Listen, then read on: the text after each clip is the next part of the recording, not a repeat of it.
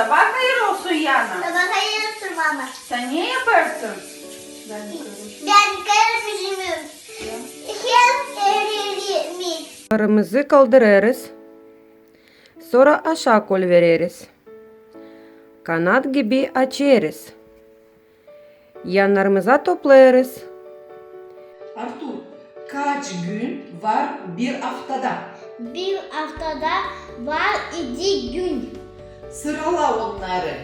Pazartesi, salı, çarşamba, perşembe, cuma, cumartesi, pazar. Sen kimsin? Ben çocuk, benim adım Lancık. Ben 7 yaşındayım. Sen ne beğenirsin yapma uşak başında? Çalma, oynama, resimleme, okuma, sayma.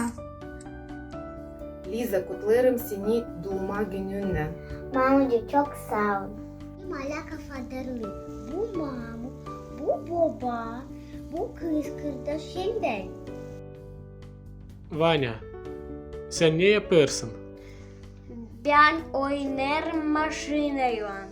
Maşina ne soy? Maşina büyük, güzel, mavi. Mama ben istiyorum oynama dışarıda. İzle çocuk, git oyna.